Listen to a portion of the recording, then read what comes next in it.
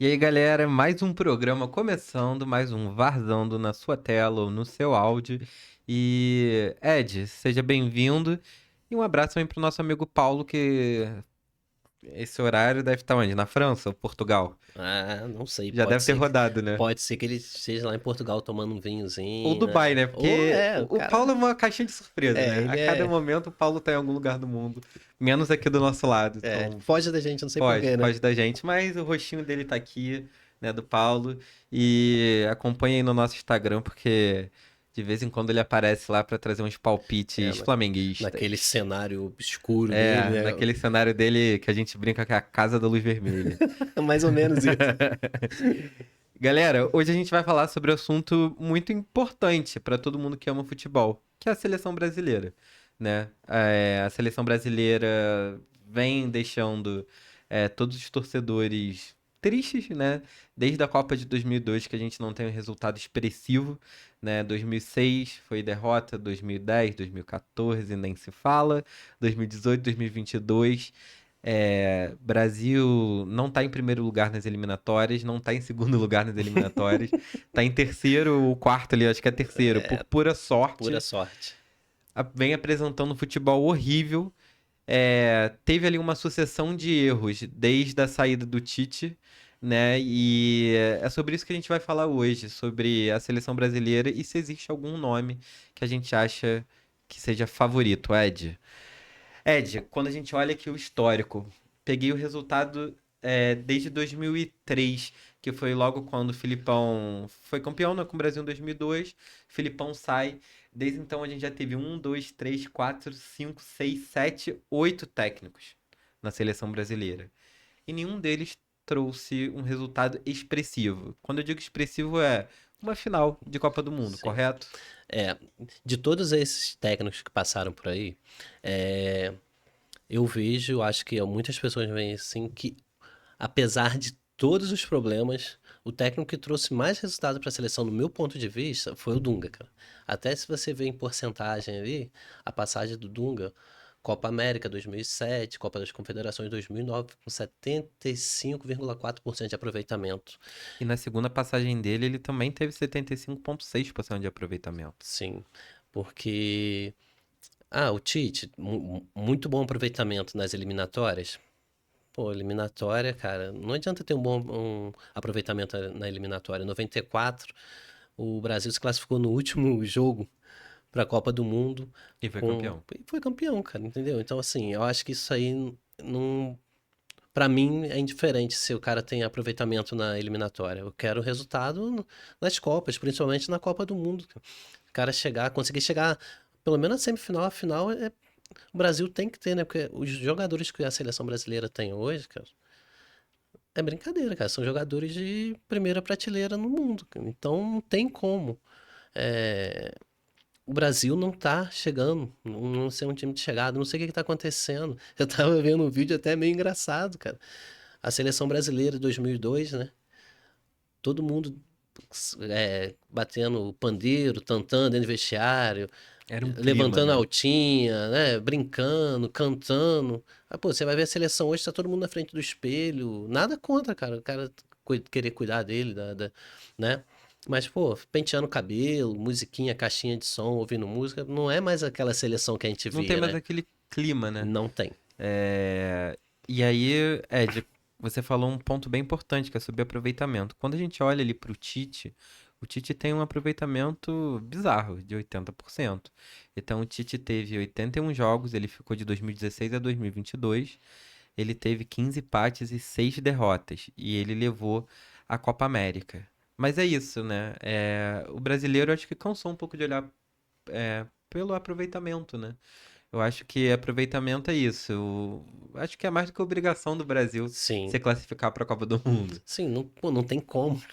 E eu acho que quando a gente começa a perceber que, igual nessa última passagem aí do Dorival Júnior, que começou a perigar, que a gente olhava e falava assim, caramba, não tenho mais certeza.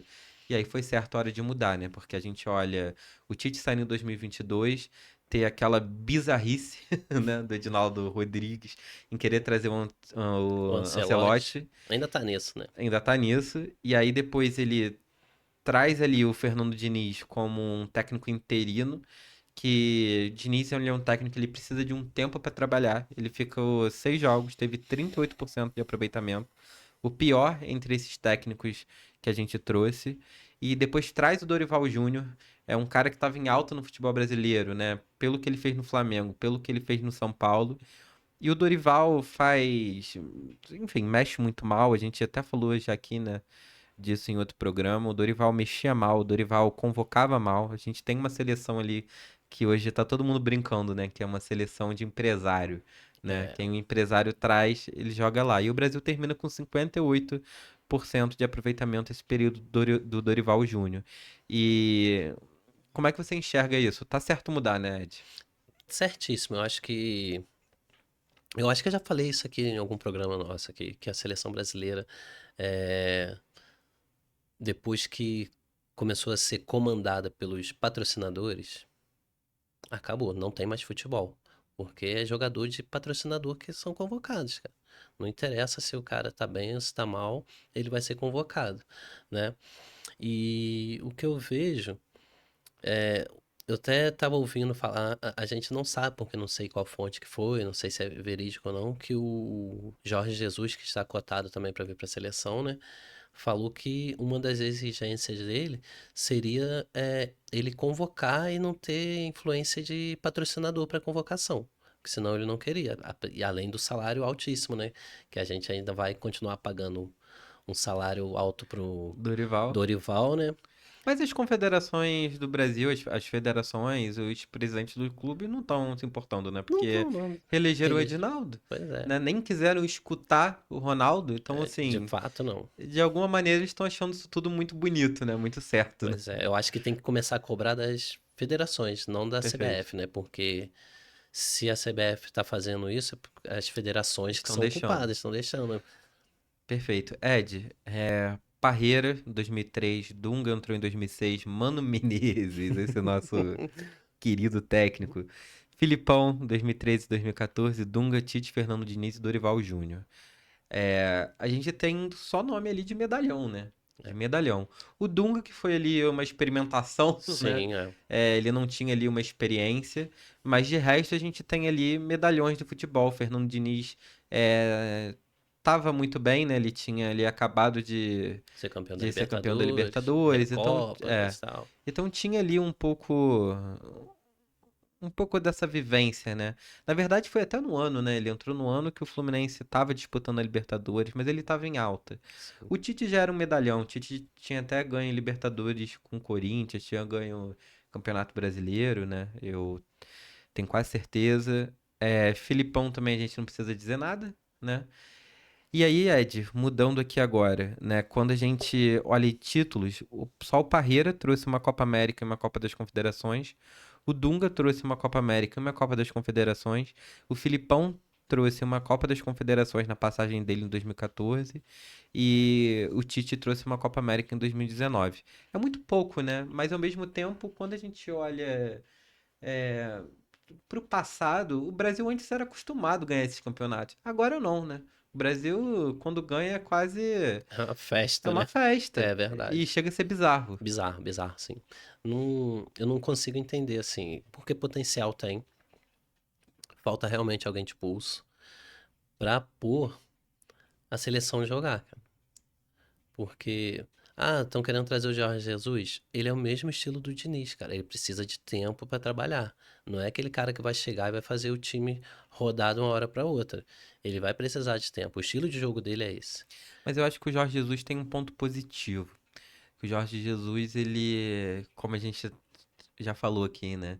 De técnico personagem. Sim. O Jorge Jesus, ele é um personagem, né? É, e Ele vai dar aquela pressão ali que os jogadores precisam. Ele chama pro esporro, ele grita, ele discute. Eu acho que um técnico não pode ser tão manso quanto a gente viu o Dorival sendo, né? sim, eles, eu acho que eles têm medo dos jogadores da seleção, os técnicos que passaram lá.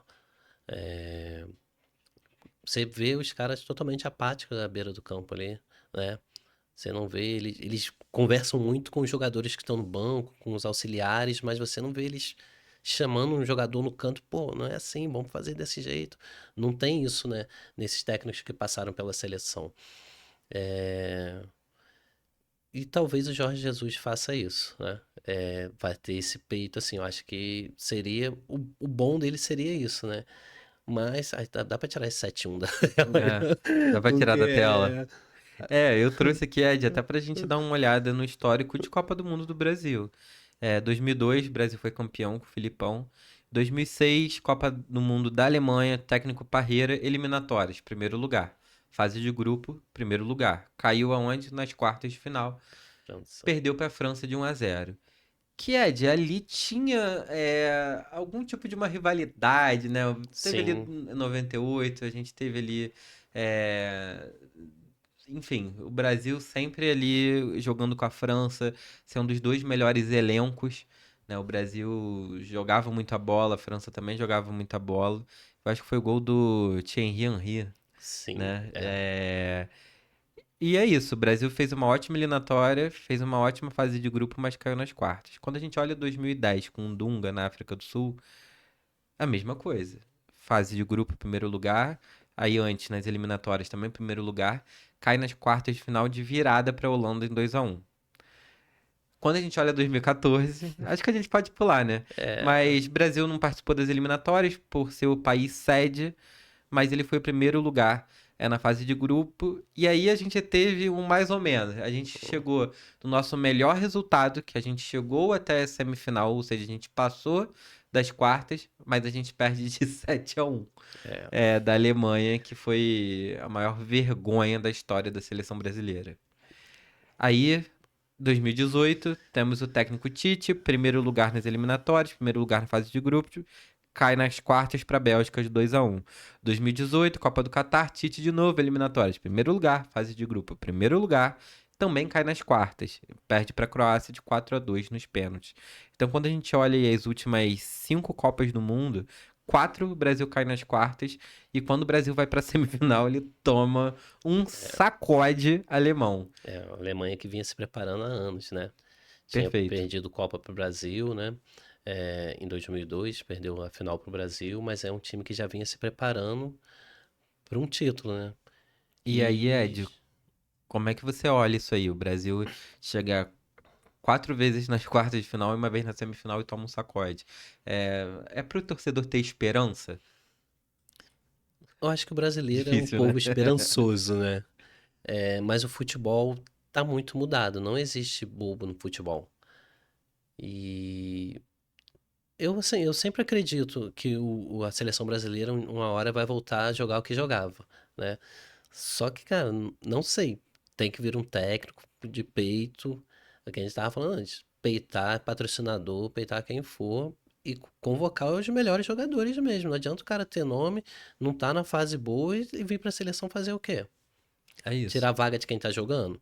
Quem deveria estar ali? E quando eu parei pra olhar, eu acho que todo brasileiro ali que acompanha futebol sabe que o Brasil tem caído nas quartas. É Mas quando a verdade. gente olha assim, me dá até medo na próxima Copa do Mundo. Eu acho que quartas de final, se o Brasil chegar, eu vou ficar tenso. E assim, a gente precisa de um técnico copeiro. É, Se a gente tá fazendo uma boa eliminatória, se a gente tá fazendo uma boa fase de grupo, né? Que são jogos que, se perder, em tese não acontece nada, né? Até acontece, mas tem que perder muito. E aí você chega na hora do Brasil mostrar a força dele, ele só consegue fazer um jogo ganhar, que é os oitavos de final, no segundo ele já cai. Então a gente precisa de um técnico copeiro. E aí o Jorge Jesus é esse cara, né? Esse cara que conseguiu a tríplice coroa pro Flamengo. É um cara que admito que ele revolucionou, né, o futebol brasileiro, sim, né? Eu acho que o Abel e o Abel Ferreira e o Jorge Jesus revolucionaram o futebol brasileiro, né? Dois portugueses. E agora ele possivelmente tá vindo aí. E Ed, além dele ser um cara que pode revolucionar, né, a seleção brasileira, como é que você enxerga aí um técnico de outra nacionalidade assumindo a seleção? é, eu acho estranho, na verdade. Eu tive um professor na faculdade que ele falou até uma vez sobre isso, sobre o basquete, né? Que eles estavam querendo trazer um um técnico estrangeiro, basquete masculino, que estava numa fase, coisa e tal. Eu falei, cara, tem muito técnico bom, eu acho isso um esculacho pro Brasil. E eu também vejo dessa forma. Porque, pô, a seleção portuguesa tem um técnico que, se eu não me engano, é espanhol. Não é um português. Aí vamos trazer um técnico português. Pô, o cara merecido essa chance se ele vier. Mas me assusta. O Renato Gaúcho, eu vi uma entrevista dele, eu acho que no Charla Podcast, falando que com essa bagunça que está na CBF, ele não assumiria a seleção brasileira. Ele falou, tô fora, não vou queimar meu nome com isso. Porque é isso, né? O Brasil dá essa impressão, né? Que é difícil pro técnico treinar, é difícil pro técnico convocar. Então é necessário um técnico de peito, né? Sim, E vamos fazer um combinado aqui, Ed. Quando o Brasil anunciar, a gente grava mais um programa analisando a história do técnico selecionado. com certeza. Vai ser bom, né? Pegar todo o histórico dele e botar na mesa aí, botar para o pessoal É isso. ficar ciente do que tem pela frente, né? E aí, Jorge Jesus, você tá convidado a vir aqui no Warzone. Pois é. É isso, galera. Fechamos aqui mais um vídeo pra vocês. Curta, comenta, compartilha. A gente tá falando aqui da seleção brasileira, então sei que todo mundo aí de casa tem sua opinião. Se você que tá assistindo pela televisão, pelo celular, pelo YouTube, pelo Spotify, tanto faz. Deixe aí seu comentário. Diga aí qual é a maior lembrança que vocês têm da seleção, né? E o que que vocês esperam desse novo momento da seleção brasileira? É isso, Ed. É isso aí. A Fechou minha maior então. lembrança é final de 94, né? Foi o primeiro Final de título, a gente 94. nunca Eu não esquece, cheguei a né? ver. É, eu A cheguei minha, a ver. a minha lembrança mais ardente, eu tenho uma lembrança, eu era muito pequeno, mas eu lembro eu no ombro, assim, do meu pai soprando a vuvuzela em 2002. E eu acho que não tem como não lembrar do Brasil 7-1, Sim, né? essa Que aí todo mundo vendo o jogo falando, essa eu que esqueço. isso? Eu lembro só das partes boas. Que, Trabalhando a que mente foi pra quando, isso, foi né? quando começou o jogo. É, O toque inicial. isso aí, É gente. isso, galera. Valeu, abraço, tamo Abraço. junto. Tamo junto.